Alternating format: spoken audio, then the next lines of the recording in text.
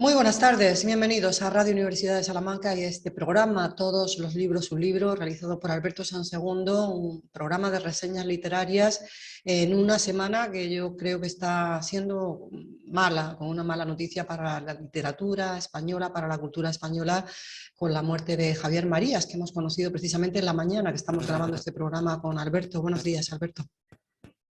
Hola, ¿qué tal? Buenos días. Sí, una semana aciaga por diferentes motivos y, bueno, en lo que tiene que ver con nuestro programa, una doble repercusión, porque bueno, la muerte hace unos días de la reina de Inglaterra también incide en todos los libros del libro, porque aquí ha aparecido como personaje literario un par de veces. Hace muchos años, con un novelita del dramaturgo y novelista británico Alan Bennett, que se llamaba Una lectora nada común, una historia muy simpática, pero más que muy simpática, en la cual la reina accede por casualidad al bibliobús, la biblioteca ambulante, que está aparcada delante de, bueno, en un patio trasero de las caballerizas de Palacio, y a partir de ahí se desencadena una furibunda pasión lectora por parte de la reina. Ahí apareció por primera vez y luego hace unos meses traía aquí la primera novela de una serie de 3. Entonces solamente teníamos una, hoy ya está publicada también en España la segunda, y para noviembre de este año está prevista la aparición de la tercera en Inglaterra, de S.J. Bennett, no tiene nada que ver un Bennett y la otra Bennett. Presentamos aquí hace unos meses El nudo Windsor, una trama policíaca en donde la investigadora principal era la reina de Inglaterra. Ya se ha publicado desde entonces, desde la aparición del programa, Un caso de 3 perros, la segunda novela de la serie, y como digo, para dentro de un par de meses está prevista la aparición de la tercera. Pero claro, desde el punto de vista estrictamente literario, la desaparición sustancial es la de Javier Marías. Javier Marías, por otra parte, también muy vinculado, ¿no?, al Reino Unido y a la Gran Bretaña, ¿no? Es claro, muy british, Javier Marías.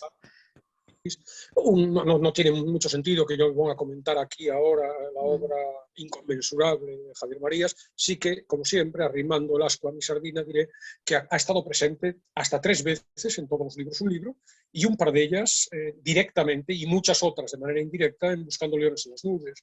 En todos los libros un libro presenté hace mucho tiempo la trilogía genial Rostro Mañana.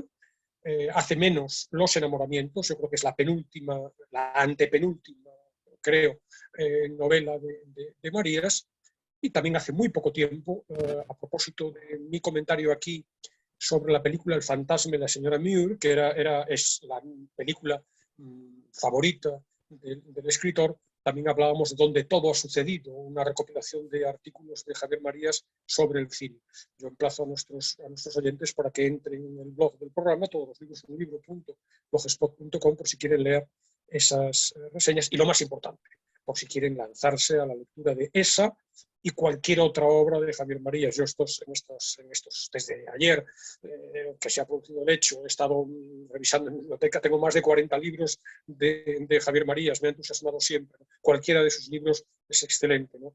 En Buscando leones en las nubes ha habido 2 programas monográficos con Javier Marías como protagonista, con textos de Tu rostro mañana, el primero de ellos, y con textos de otra novela, Berta Isla, esta es la penúltima, esta sí que creo que es la penúltima, con textos de esas 2 novelas y música variada.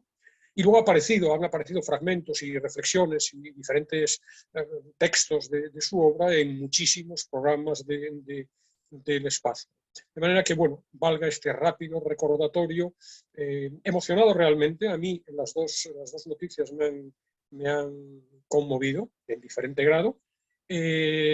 Recordatorio de 2 personajes fundamentales en sus respectivos dominios, y que, bueno, que también de manera muy menor, pero indirecta, por lo tanto, en otro nivel, claramente, han tenido una presencia entrañable, yo diría, en todos los libros. Muy bien, a mí me parecía que sí que había que hablar de este asunto. También la actualidad que siempre manda, ¿no? Y hay que hacerla notar. Bueno, ¿de qué nos vas a hablar hoy? Porque yo creo que vienes cargado de cosas. Sigues con el cine, ¿no? Sigues con el cine. Cuéntanos.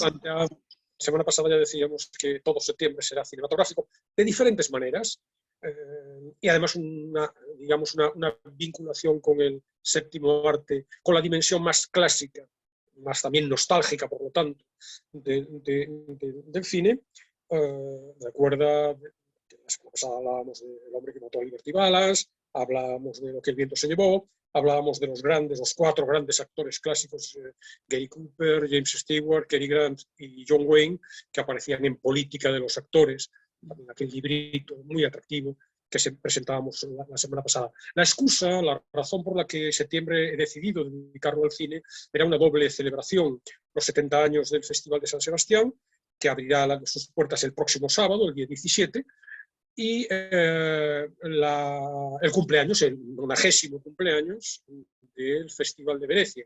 No tanto de las ediciones del Festival de Venecia, que como decíamos el otro día, desde su inauguración en 1932, 90 años ahora, ha tenido interrupciones por diferentes motivos, las dos guerras mundiales fundamentalmente. El Festival de Venecia terminó este sábado, este domingo pasado. Con esa doble excusa, los libros de septiembre tienen que ver con el cine, con esa dimensión, como decíamos, más, para mí, nostálgica, de un cine de los años 30, 40, 50, hasta mitad de los 60 del siglo pasado, el gran cine, sobre todo de Hollywood, pero no solo. Y hoy traigo las 4 propuestas que traigo hoy, giran sobre el mismo personaje, Alfred Hitchcock.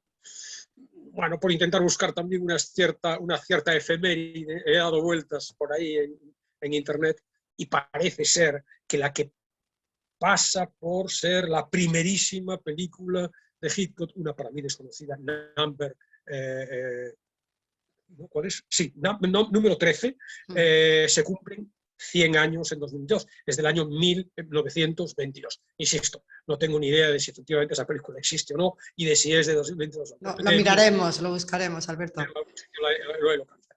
Entonces traigo 4 acercamientos distintos, muy distintos realmente, 2 parecidos entre sí y otros 2 también que guardan una cierta concomitancia entre ellos, 4 acercamientos, 4 libros diferentes sobre la figura del orondo director británico. Y genial, el orondo y genial. Alfred Hitchcock, uno de los más grandes directores de cine. Sí. Se ve tanto quizá como debiera.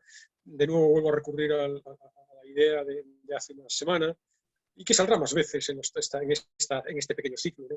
Es que quienes ya tenemos una cierta edad nos hemos nutrido cinematográficamente por muchas vías, ¿no? Pero fundamentalmente 2. Una fue la 2 de Televisión Española, que pasaba aquellos ciclos de cine clásico inolvidables, y luego también, en mi caso concreto, ese mundo de los cineclubs de la época de Franco, incluso después, en los primeros años de la transición, aquella institución donde íbamos, un poco una institución un poco casi clandestina. Alternativa, ¿no? En donde se veían las películas y luego se comentaban con un grupo de iniciados, más bien casi todos analfabetos cinematográficos, con mucha ilusión, con mucha voluntad y también con un cierto aire conspiratorio, ¿no? Insisto, hablo de los últimos años de la dictadura franquista. Entonces, bueno, vamos, si te parece, Vamos con los libros, sí. Voy a presentarlos primero sin mostrarlos luego a medida que vayan saliendo cada uno. Yo conozco solamente uno de ellos sí que está en mi casa. Bueno, el primero es Las fascinantes rubias de Hitchcock. Está escrito por el francés Serge Coster, que murió este enero pasado. Se publicó en 2015 por Periférica, en traducción de Manuel Arranz. Ahora me detendré, como digo, en cada uno de ellos y ahora mostraré sus portadas. Esta fascinante rubias, esta obsesión de Hitchcock por las rubias, está presente también en la segunda propuesta, Alfred Hitchcock, El enemigo de las rubias, un librito desenfadado, publicado por la editorial Lundberg, de Abe the Ape, es el nombre de guerra de Abraham Menéndez. Un libro muy interesante, con ilustraciones muy atractivas del propio autor. Estos 2 libros tienen en común ese acercamiento a la figura de Hitchcock a través de las rubias. Ahora comentaremos el detalle, ¿no? Los otros 2 libros que traigo esta tarde ya son de lectura, diríamos, más demorada, son más extensos, exigen son más casi, diríamos, libros de consulta que de lectura continuada, ¿no? Y exigen además un paralelismo con diríamos, un correlato del visionado de las películas. No tiene demasiado sentido hablar sobre Hitchcock si no hemos visto las películas. Por lo tanto, la presencia de los 4 libros, ahora hablaré de estos 2 últimos, es también una invitación a ver la filmografía entera. Yo así lo he hecho en los últimos meses. Yo llevo mucho estos libros, los he leído, algunos hace muchísimos años, otros los he ido leyendo también desde hace meses, pero lo que sí que he querido, cuando ya he tenido clara la idea de dedicar un monográfico a Hitchcock, es revisitar, vamos a decirlo así, la mayor parte no, porque hay infinidad, de la etapa británica de Hitchcock hay muchísimas películas para mí desconocidas, pero sí las películas más clásicas, ya las hollywoodienses, he vuelto a ver infinidad de ellas, disfrutando de nuevo, y por tanto el programa quiere ser no solamente una invitación a la lectura, a consulta de estos libros, sino también al visionado de las películas. Estos 2 libros, diríamos, más de consulta, son El universo de Alfred Hitchcock, que es un título de esta colección, está coordinado por Guillermo Balmori, es un libro de 2019, está en esa serie de Notorious ediciones. Notorious, decíamos el otro día, es el título en inglés de Encadenados, la película de Hitchcock, y es una serie que tiene esta editorial que aparece bajo la rúbrica unificadora de El universo de, y a partir de ahí van apareciendo los diferentes nombres de actores, actrices y directores consagrados, ya están con letras de oro en la historia del cine. Y luego el 4.º libro es un clásico, ese sí que yo lo leí de estudiante, El cine según Hitchcock, que es una larga conversación, originariamente son más de 50 horas, que mantuvieron en el año 66, hoy muy lejano, Alfred Hitchcock y su discípulo, entregado, admirador, François Truffaut. La primera edición española es del año 1974, desde entonces hay infinidad de ediciones y de reimpresiones. Al cerrarse en 1974 quedan fuera de la edición original algunas películas de Hitchcock que fueron posteriores, y por tanto las reediciones presentadas a partir de 2010 incluyen ya comentarios sobre Topaz, Frenesí, La Trama, que son para mí las 3 últimas películas de Hitchcock, aunque al parecer hay otra más, The Short Night, es una película que estaba preparando Hitchcock cuando murió y que está inacabada, y que yo sepa, no se sabe, no se conoce nada de ella. De manera que es una propuesta muy amplia, no evidentemente para leer en esta semana, sino para, si de verdad consigo, con mis palabras, si no lo consigue ya naturalmente, él no lo ha conseguido, con su larga trayectoria de décadas de director, consigo despertar el interés de los oyentes, pues para que aquellos interesados se adentren en los libros y además los lean, complementando esa lectura con la visión de cuantas más películas del director, mejor, porque disfrutarán extraordinariamente. Aparte de que, como siempre decimos, sigue más lejos la semana pasada, con la lectura de los libros ampliamos el eco, ampliamos la resonancia que tienen las películas en sí, y dejan de ser algo que tras hora y media de disfrute comentamos o despachamos con un comentario ligero, pasan a ser realmente una fuente de conocimiento, una fuente de saber, y en consecuencia una fuente también de mucho placer. Desde luego, el conocimiento unido al placer. Bueno, vamos a empezar con las fascinantes rubias de Hitchcock, porque sí que salían muchas rubias en las películas de Hitchcock, todas eran rubias realmente, ¿no? Ahí es Grace Kelly, qué bellísima Grace Kelly en esa portada. Así es, no eran todas rubias, pero sí, fundamentalmente, Hitchcock tenía una evidente obsesión por las rubias. El libro, como digo, está en la Ibera Periférica, es un libro pequeñito, tiene escasamente 80 y tantas páginas. Coster presenta primero un prefacio muy interesante donde plantea las claves de su análisis, y luego analiza 4 figuras femeninas de leyenda en la historia del cine, y en particular en la filmografía de Hitchcock, rubias, por supuesto, y que encarnan, en cierto modo, el prototipo de mujer equívoca, o el prototipo equívoco más que la mujer equívoca, ¿no? Pero ambiguo, ahora hablaremos por qué, lo que Coster llama la dimensión erotómana del cine de Hitchcock. Grace Kelly, como has visto en la portada, Kim Novak, Eva Marie Saint y Tippi Hedren. Cada una de ellas analizada fundamentalmente, porque hay otras, fundamentalmente a través de una película. En el caso de Grace Kelly, La ventana indiscreta; en el caso de Kim Novak, Vértigo; para Eva Marie Saint, Con la muerte en los talones; y en Tippi Hedren, que es, como nuestros oyentes quizás saben, la madre de Melanie Griffith, Marnie la ladrón. Pero también aparecen en el análisis otras películas como Atrapa al ladrón, en donde está también Grace Kelly, Crimen perfecto, que vuelve a estar Grace Kelly, Los pájaros, con Tippi Hedren. Quiero comentar muy brevemente quién es Cousteau. Bueno, por cierto, como hicimos, debo hacer un inciso necesario, como hicimos la semana pasada.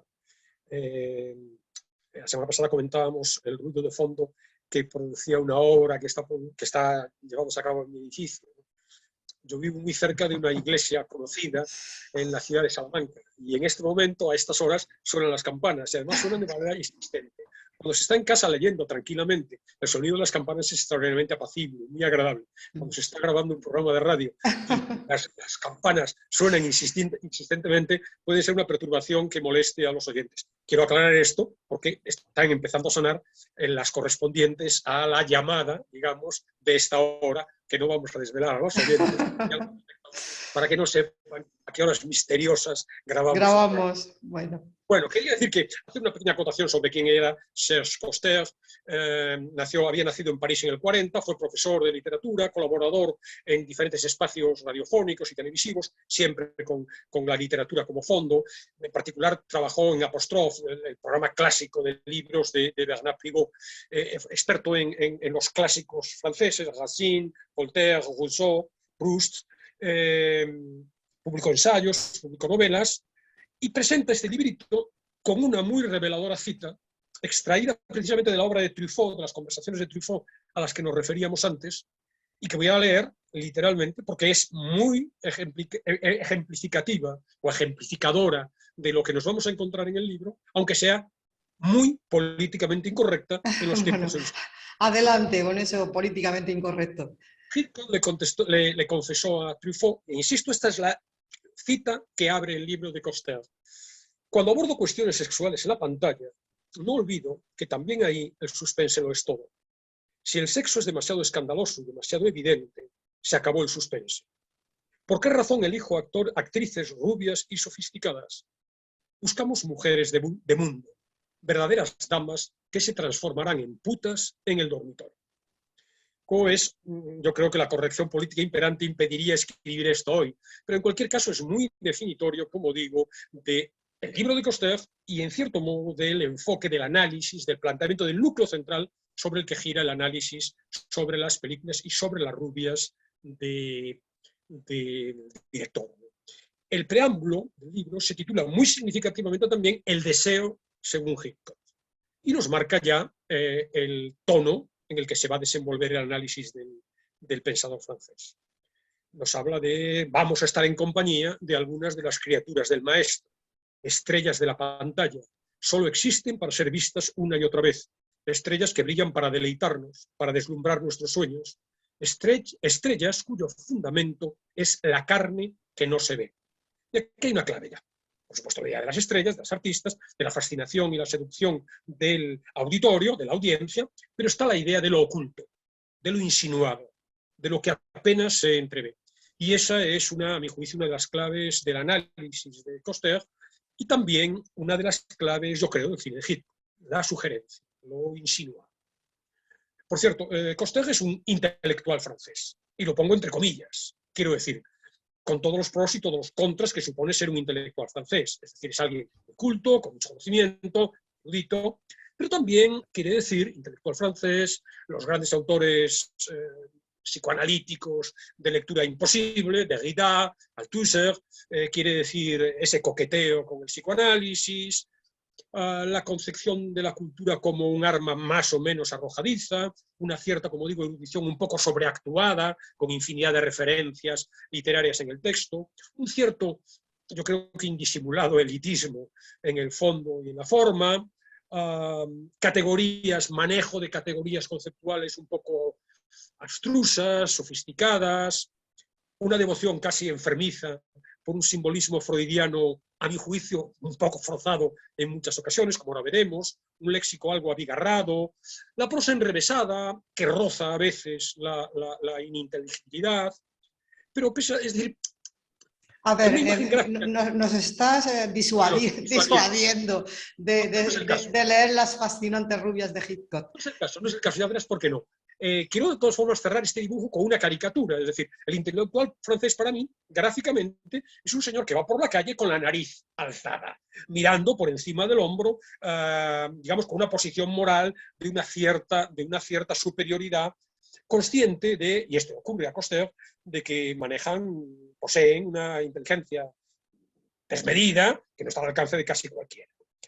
Sin embargo, el libro interesa, a pesar de que de este introito disuasorio, el libro interesa porque sugiere enfoques y descubre facetas no consabidas, aporta ideas, hay mucha inteligencia, claro, pero también hay humor y hay gracia y hay mucha agudeza, y eso es muy interesante, ¿no? De manera que si nos sobreponemos a las constantes menciones al deseo, a la represión, a los falos erectos que aparecen por doquier, a la conversión de cualquier escena de las películas, cualquier escena, diríamos, trivial, en símbolos sexuales, como veremos luego, la escayola de James Stewart en Vértigo. También tiene...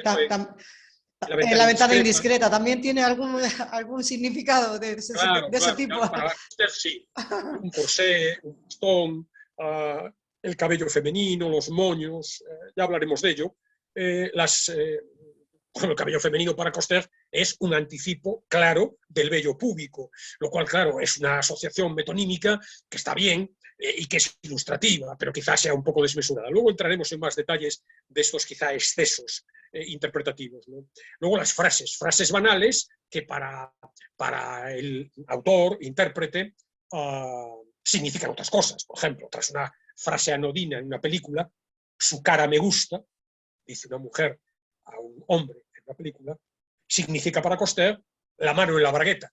Lo cual, insisto, claro, es metonimia, pero es una extrapolación, a mi juicio, excesiva. Entonces está constantemente refiriéndose a la castración alegórica, la apertura de un bolso, pues también tiene un significado sexual, un tren, y esto parece más explícito, un tren que se introduce en un túnel es, a juicio de Cousteau, una referencia clara al coito, de manera que si nos sobreponemos a ese quizá exceso de simbología sexual, freudiana, pues bueno, el libro es muy interesante porque nos analiza muy bien cuatro películas, sobre todo cuatro, desde la óptica de la presencia en ellas de estas mujeres deslumbradas. No sé si da tiempo a que nos hables precisamente de eso, lo que sería el meollo del libro, esas películas. Sí, bueno, la idea fundamental es que, primero, desde el punto de vista ajeno a las películas en sí, es que Hitchcock construye, dice Cousteau, las grandes estrellas de Hollywood.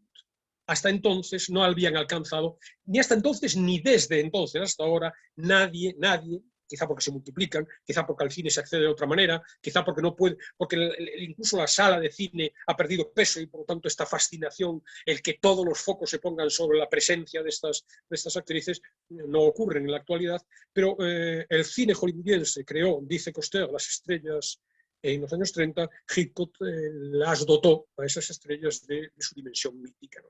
Y desde ese punto de vista las analiza con un juego en casi todos los casos dual.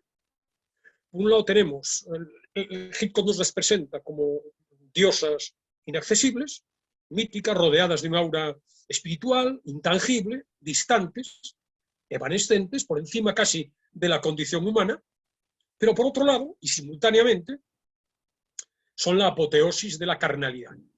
Encierran la promesa del sexo. Son, a decir de Cousteau, la más viva representación de la lujuria, del erotismo, de la sensualidad. De manera que tendríamos este dualismo, la vertiente, diríamos, tierna y la vertiente sensual, coexistiendo y dotando a los personajes, a las actrices, de esta condición de estrellas que las ha hecho llegar 70, 80 años después, con el aura de fascinación que tenían entonces. Entonces, nos muestra Cousteau, y ahora entramos a analizar cada una de ellas, pues ese aire inocente y de aparente mosquita muerta de Grace Kelly, pero a la vez con una elegancia provocadora e insinuante, ¿no? Por otro lado vemos la frigidez, la cleptomanía, la casi enfermedad, la patología, el carácter homicida de Tippi Hedren, pero a la vez hay un encanto y una atracción subyugante, ¿no? Lo mismo ocurre con King Novak. King Novak en Vértigo es la muerte, es lo fúnebre, pero hay por tanto un punto de melancolía, el pasado, el recuerdo, etcétera, pero a la vez, quizá de las cuatro, la realmente más carnal, en cuanto a sus formas, etc. Más ampulosa, sí, es más ampulosa que no hace. ¿Qué decir de Marie Saint Con la muerte en los talones? ¿No? También la sofisticación, el refinamiento, también la distancia, la elegancia, la aparente insensibilidad pulcra, pero luego una fuerza de la naturaleza, aquellas escenas del tren, una fuerza de la naturaleza desatada. Entonces, bueno, Cousteau habla de las cuatro como que llevan puesto encima el letrero de Wanted, se busca. Es decir, son, dice, citando a Hitchcock también en las entrevistas con Truffaut, son como una bomba de relojería dispuesta para explotar en el momento oportuno, a la altura de la bragueta, en el asiento de atrás de un taxi. Como ves, Hitchcock, no se sabe quién de los dos, si Cousteau o Hitchcock, era más pervertido en su análisis de los temas. Entonces tenemos, vamos una por una, Grace Kelly es la rubia chic, bajo esa frágil apariencia de inocente candidata al matrimonio. El matrimonio está muy presente, bien sea como aspiración en La ventana indiscreta, están a punto de casarse, un matrimonio que parece que se retrasa por la lesión de Jace Stewart, ¿no? En Crimen Perfecto ya está casada, pero ese matrimonio es nuclear, es central en la trama de la película, ¿no? El asesinato que está en la base de Crimen Perfecto, ¿no? Entonces, bueno, esa elegancia, esa belleza fría, pero por debajo la pasión interior. Grace Kelly, se dice, y lo dice Cousteau también, Hitchcock estaba enamorado de ella, y bueno, un enamoramiento frustrado, impotente, y bueno, es la encarnación, en cierto modo, prototípica de todos los fantasmas del director. Entonces, bueno, se nos presenta como virgen en vísperas de ese matrimonio, pero ante la idea de la noche de bodas aparece como diríamos, concupiscente, digamos, ¿no? Entonces, bueno, Cousteau cita en el análisis de Grace Kelly en particular una frase, una idea de otro director, George Wilhelm Pabst, otro clásico de los años 30, cuando ordenaba a su actriz fetiche, Louise Brooks, que primero decía que no, se mostraba reticente, y luego al final se convenció que se pusiera, en una escena determinada de su película, en lugar de, leo al pie de la letra, del soberbio negligé de seda amarilla, la bata blanca, la vasta bata blanca. Y Paz le decía a su actriz, la llevarás y el público debe saber que estás desnuda debajo. Esa tortuosa idea que está en Cousteau, estaba en Past, está en Cousteau y está en Hitchcock. Esa idea de nuevo lo oculto, lo insinúa. El paradigma, o uno de los paradigmas, es Grace Kelly. No sé si recuerdas o se recuerdan a nuestros espectadores en La ventana indiscreta. Bueno, ella no sabe si instalarse en casa para cuidar mejor a su novio que está impedido, escayolado con la pierna porque se ha tenido un accidente, no sabe si instalarse en su casa, no instalarse en su casa, y en una de las escenas trae el negligé, trae ese salto de cama sutil, hay un diálogo con Jace Stewart, con el actor, con el personaje que encarna Jace Stewart. Dice, ¿cuánto pesa esto? Esa pieza, ¿no? 200 gramos, 100 gramos. Bueno, ahí está, por un lado, un cierto punto de represión de la actriz, pero a la vez, el personaje, pero a la vez la promesa, esta idea de que está en esa prenda, pero está también en el recorrido de la cámara por el cuerpo de Grace.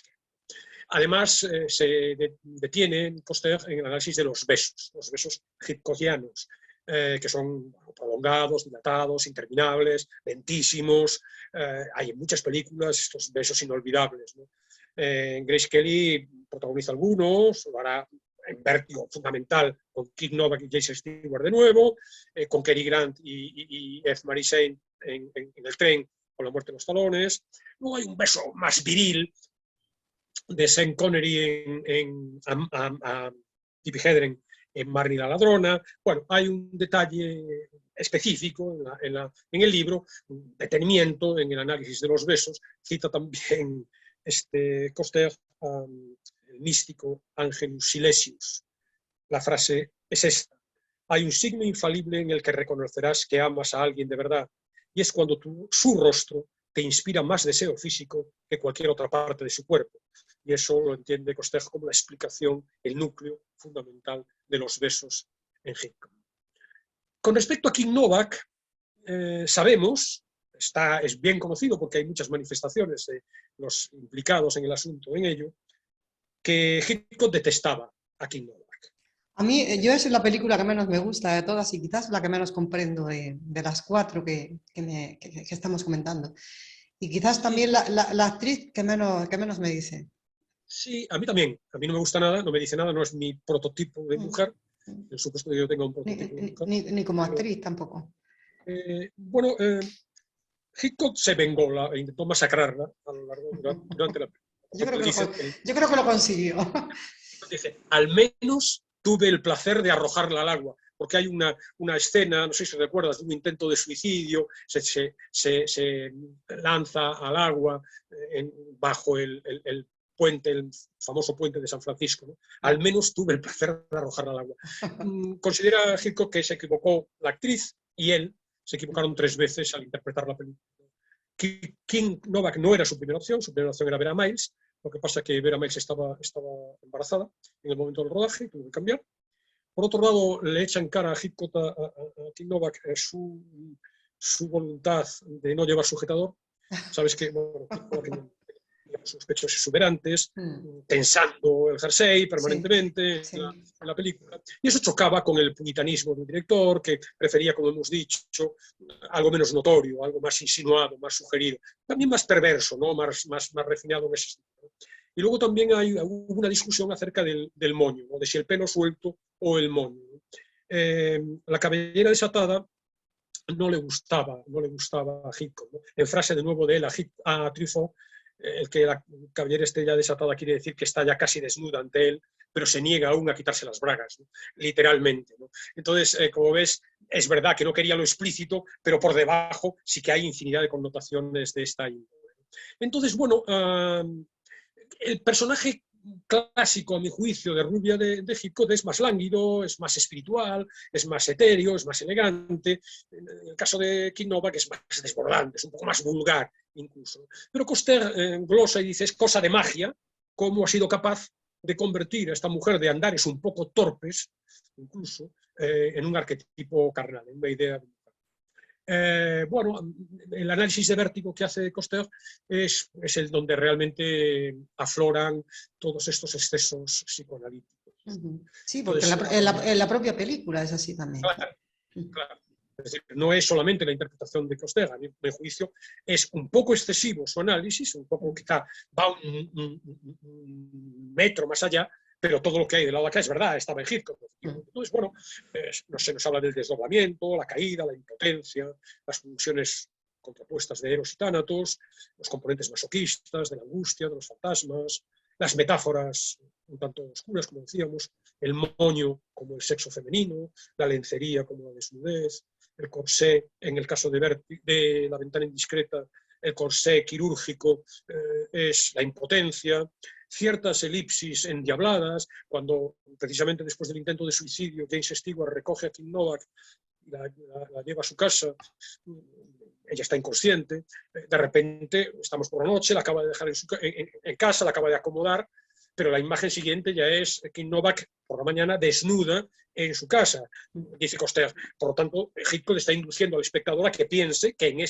ese transcurso del tiempo Stewart la ha tenido que desnudar. Por tanto, es de una sutileza y de un refinamiento y algo rebuscado quizá, pero muy interesante. Como he dicho al principio, nos aporta enfoques y dimensiones que en condiciones normales no percibiríamos por nosotros mismos. Lo mismo, este juego de amor-odio lo plantea Hitchcock con Tippi Hedren. Con Tippi Hedren, decían que la maltrataba mucho a Tippi Hedren. Sí. Bueno, por cierto, me salto el orden, porque en tercer lugar no, es Eva Marisent en el libro, pero precisamente por conectar con esta idea del amor-odio, ¿no? Ahí la masacró realmente, ¿no? Hitchcock dice Coster, con ella se entrega una doble masacre. Primero la pone como víctima de aquellos sañudos ataques ornitológicos de los pájaros. Luego la hace protagonista de esa angustia psicológica en esta Marnie, la ladrona traumatizada. Y claro, al parecer también, esto es sabido a posteriori, desde la lógica de hoy, con un Me Too muy ya, digamos, caliente desde hace unos años, esto hubiera sido intolerable, hubiera salido a la luz, ¿no? Hitchcock la acosaba durante la película, ¿no? Dice el personaje de Marnie en un momento determinado: hombres, les dices no, gracias, y ya quieren ponerte la camisa de fuerza. Una expresión muy vigente hoy día realmente, ¿no? En el sentido de rechazo, de renuncia o de denuncia del acoso. Aquí está también todo lo psicoanalítico, el trauma infantil, la figura de la madre, la aversión al contacto físico, el instinto masoquista, la obsesión por el sexo, la mucha simbología sugerida. Hay un bolso en el que se detiene en un primer plano Hitchcock, es un bolso que claramente si has visto la película y has leído sobre ello, es una vagina, el juego de la sangre y el rojo, el moño de nuevo, el moño que se destrenza, se desata. En cuanto se desata y se destrenza, estamos hablando de la entrega, por lo tanto. Hay, bueno, equívocos y tópicos rebuscados, pero que están presentes en el pensamiento del director y que detecta con agudeza, en este caso, el intérprete. Y lo mismo en el último personaje, Eva Marisent, con la muerte de los talones. Ahí el personaje del que representa a la actriz es un poco distinto en tanto que ella lleva los hilos, maneja los hilos. Cary Grant es una marioneta que se deja llevar en un proceso que en muchos casos desconoce por el atractivo y la fascinación de este personaje, ¿no? Es por un lado, de nuevo este dualismo, ¿no? Por un lado ese personaje encarna en la trama de la película la invitación a la felicidad, pero por otro lado es la amenaza de la muerte, porque se está metiendo cada vez más es una historia de espionaje. Entonces tenemos a una mujer que es la duplicidad de mujer atractiva y muy bella, y a la vez una espía peligrosa y que te puede llevar a la muerte. Hay una inversión muy clara en los roles sexuales. Es ella, dice Coster, quien en todo momento dirige el juego del gato y el ratón. Y bueno, con esa escena ya también mítica de la historia del cine, que es la escena del tren. Hay varias escenas en el tren, pero luego esa entrega final de ella, al personaje, es una marcha jadeante, dice Coster, del tren, es una especie de imagen de una noche de lujo y placer que se insinúan a través de un plano en donde el tren entra en un túnel. Dice el propio Hitchcock en las confesiones a Truffaut: es el final más impertinente que he rodado nunca. Y aparentemente es un final trivial. Estamos en un tren y el tren se marcha hacia el horizonte. En este caso, entra en un túnel. Pero el propio Hitchcock reconoce, por tanto, no solo la agudeza del escritor, sino que es algo explícito por parte del autor, que es el final más impertinente que ha rodado nunca. De manera que, bueno, un libro interesante, como se puede deducir también por lo que estoy contando, que exige la visión de las películas. Si no, claro, es como si hablamos de algo, a mí me hablan de una película que no he visto y que me desentrañen las claves, y además con diferentes, digamos, planos, diferentes niveles de análisis, pues me deja en blanco. Es indispensable en estas películas. Por cierto, todas, prácticamente, las sustanciales, están todas en Filmin. Me refiero a Filmin constantemente porque es la plataforma que yo manejo. No estoy haciendo publicidad gratuita. El segundo libro tiene que ver con las rubias, de nuevo, pero si hablábamos de fascinación en el título de la primera obra, aquí parece ser que el enfoque es distinto. porque el título es El enemigo de las rubias. Ape the Ape. Bueno, aparece el pájaro, los pájaros ahí. Abajo se ponen aquí las 3, 6, 7, creo que son algo más rubias, y no solo rubias, que son analizadas en este. Ape the Ape es el nombre, es el nick, el nombre comercial del diseñador Abraham Menéndez. El libro lo publica su estupendo. Formalmente muy agradable, muy atractivo. Con muy bonito el libro, muy bonito, sí, sí. Del propio Abraham Menéndez, ¿no? Menéndez es un autor joven, quizá no lo es tanto, nació en el 77, licenciado en Publicidad y Relaciones Públicas por la Complutense, diplomado en Diseño de Moda por el Instituto Europeo de Diseño, ha diseñado y colaborado con marcas conocidas, Chanel, Massimo Dutti, Dior, ha creado su firma, es interesante su página web, creador de una firma de platos decorados, de cerámica, de diferentes objetos decorativos, camisetas, etc. El enemigo de las rubias es su primer libro, y aparte del contenido, digamos, del texto, destaca sobre todo, como digo, las ilustraciones, las imágenes desbordantes, deslumbrantes, ocupan 2/3, algo más de 2/3 del total de la obra. El libro tiene unas 200 páginas, pues aproximadamente 150 son de imágenes.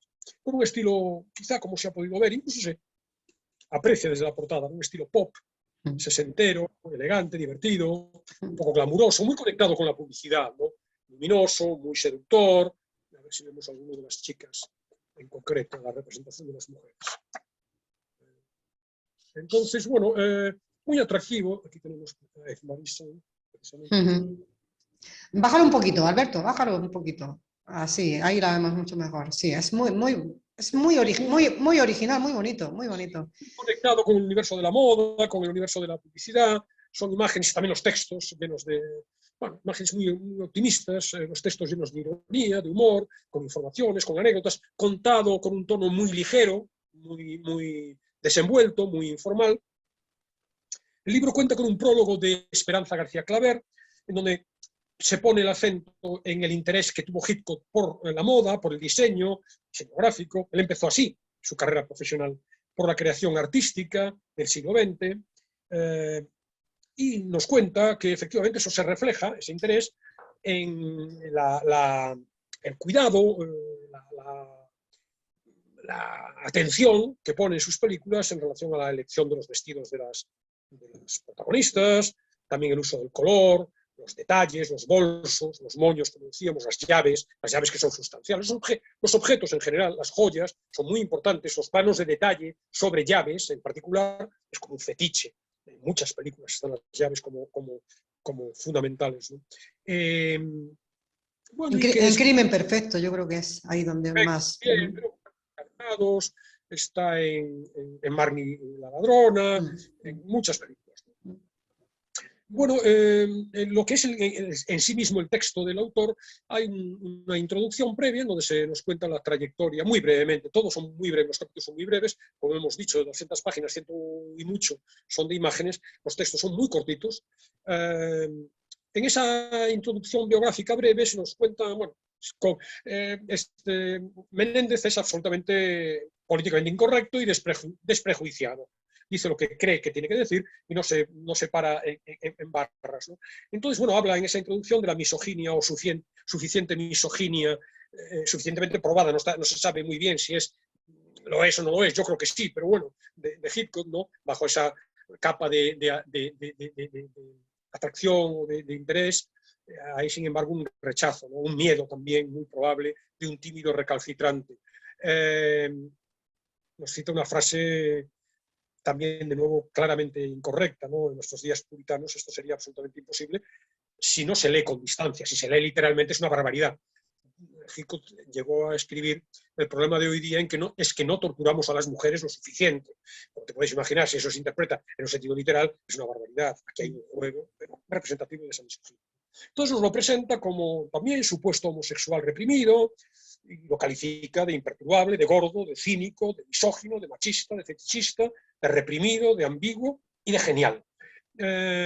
Insisto, muestra clara esta sucesión de calificativos de la ausencia de corrección política por parte del autor. Entonces, bueno, hay un capítulo, el central, que son chicas Hitchcock, y se nos presentan los perfiles de una decena de ellas. Las 4, obviamente, que estaban en el libro anterior, pero también está Joan Fontaine, está Janet Leigh, está Doris Day, Carol Lombard, está Marlene Dietrich, está Vera Miles, está Bárbara Bel Geddes, que aparece también en La ventana indiscreta. De manera que es un análisis muy somero del papel que tienen estas actrices en sus películas. Se relatan anécdotas de todo, incluso ahí están detalles, digamos, cotilleos sobre abusos, vejaciones y torturas psicológicas a las que sometió Hitchcock a sus actrices. En todo caso, el peso específico de las películas de Hitchcock son siempre las mujeres. Estaba pensando eso, Alberto, que realmente los personajes femeninos son los que marcan el devenir de esas películas. Claro, por eso Siempre. No es ese, ¿no? Es verdad que luego los parteners son también importantes, ¿no? Tenemos a Cary Grant, tenemos a Jesse Stewart, tenemos, bueno, películas en donde el personaje Henry Fonda, etcétera, hay muchas, pero en cualquier caso, sí, el núcleo, el centro sobre el que gravita la atracción del director es claramente la mujer.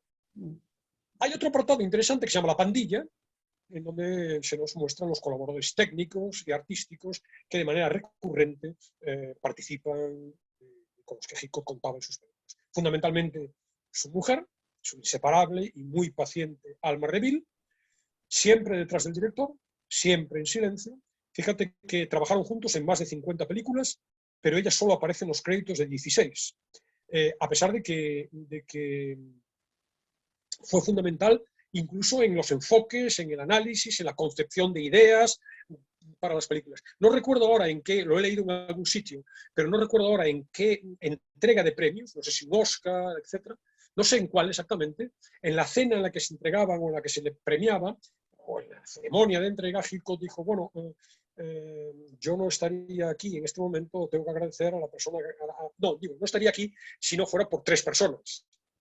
Alma Reville y Alma Reville. La verdad que, al menos desde el punto de vista público, sí que dejó clara su deuda con su mujer. Por mucho que en los rodajes, me imagino, tuviera que hacerla sufrir enormemente porque andaba desbocado detrás de las actrices.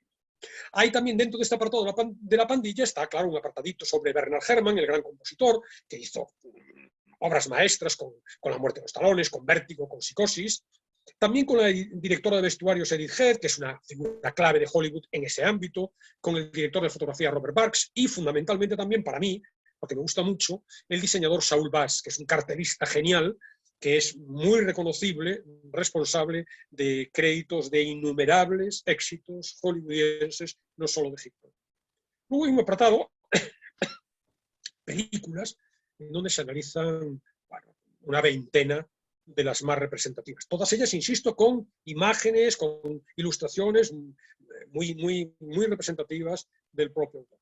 Hay otra serie que a ti a lo mejor te puede sonar, y también, quizá a nuestros oyentes mucho más jóvenes, si es que se puede ser mucho más jóvenes que nosotros, no les suene de nada. Es una serie que se llama Televisión, un apartado que se llama Televisión, en donde presenta aquella serie que hizo Hitchcock para la televisión, Alfred Hitchcock presenta, sí. Además que salía siempre. Siempre salía. A principios de los años 60, en España se pasó más tarde también, claro, pero inundó las pantallas del mundo. Luego hay también otro capítulo dedicado a la muy entusiasta recepción de la obra del director en Francia. Es un capítulo que se llama Vive la France, y bueno, es todo el análisis de todo este movimiento en torno, como decíamos el otro día, a esa revista mítica francesa de cine, Cahiers du Cinéma, estaban pues todos, Truffaut, Godard, Romer, etcétera, que descubrieron en Hitchcock algo más que un mero director de películas de entretenimiento, solvente, realizador de eficaces tramas de suspense, sino que vieron realmente allí un creador, un autor con un mundo personal muy rico, que precisamente los libros que estamos hablando contribuyen a desvelarlo. Y el último capítulo se llama Influencia, y en él rastrea también de manera muy somera el pozo que ha dejado la obra de Hitchcock en otros directores contemporáneos, como por ejemplo Brian De Palma, que es explícito, hay películas de Brian De Palma con planos calcados, Spielberg, Tarantino, Polanski, David Lynch o incluso Martin Scorsese. Todo ello con un tratamiento Incluso nuestro Alejandro Amenábar, yo creo que también tiene alguna influencia de Hitchcock en los otros, me parece, es posible, sí. Todo ello, como digo, con un tratamiento ligero, muy fresco, no sin ninguna pretensión académica, con muchísimo humor, epígrafes, como digo, de 1 o 2 páginas, muy breves, con una tipografía además muy grande, muy amplia, llenos de anécdotas, de apreciaciones subjetivas del propio autor, que, como digo, no se cortan los calificativos, y, como señalo, decoradas con unas ilustraciones que son quizá de lo más, por lo menos al 50%, en ellas radica el interés, al menos como digo, a la mitad, de un libro que merece mucho. Es muy recomendable, desde luego, Alberto. El universo de Alfred Hitchcock es tu tercera propuesta, vamos un poquito más de tiempo. Bueno, es la imagen de Alfred Hitchcock que todos tenemos más presente, ¿no? Sí, sí. Sí. Bueno, es como ves, voluminoso. Esta es una enciclopedia. Y aquí, por tanto, el comentario ya no merece la pena detallarme demasiado, ¿no? Sí que quiero decir, bueno, como se ve, es también, como decía hace un rato en la presentación, un libro de Notorious, con profusión, como se ve, de fotografías, fotogramas de las películas, carteles, imágenes en color y en blanco y negro, Guapas. papel satinado, tamaño muy, muy amplio, una enciclopedia, un libro precioso, en esta serie que decía, El universo de Notorious, muy interesante, es un libro, como siempre en esta serie, es un libro coral, como quizás se ve también aquí en la propia portada, sí, una sí. veintena de autores. Por ejemplo, Eduardo Torres Dulce también colabora. Los clásicos de Notorious, como decía el otro día, es una editorial auspiciada por el clan Garci. Entonces, claro, Garci, Torres Dulce, uno de los hermanos del fallecido Javier Marías, que es Miguel Marías, está el propio coordinador, Guillermo Balmori, David Felipe Arranz, que coordina otros libros de la serie.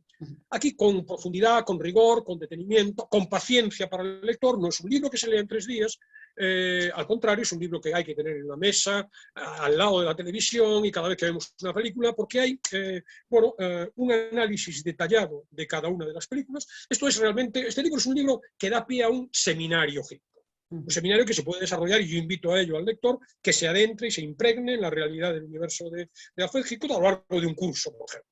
Es en las casi 300 primeras páginas, casi 300, se analiza con detalle todas y cada una de las películas del director, con un comentario, con datos técnicos, de todo. El resto de la obra, que llega casi hasta las 500 páginas, lo ocupa un diccionario de Hitchcock.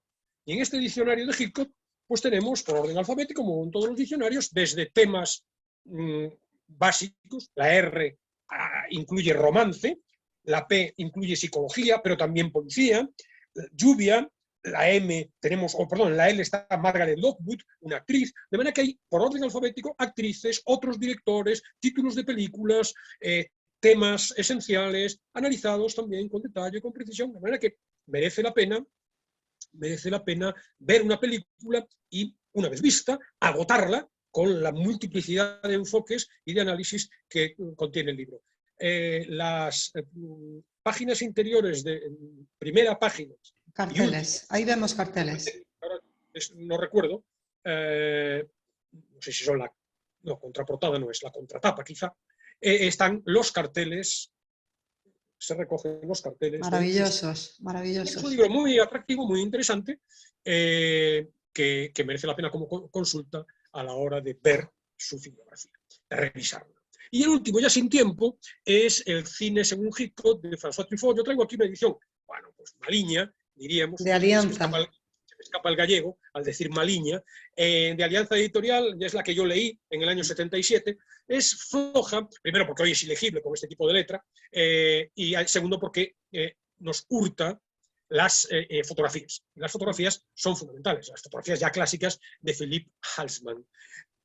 Hay muchas ediciones posteriores en donde se incorpora todo esto. Yo quiero mostrar, y es una mera curiosidad, el mismo libro que yo me compré en Brasil en el año 1986, en un viaje que hice a Brasil hace casi 40 años. Y este libro ya está en portugués, pero tiene ya todos los fotogramas que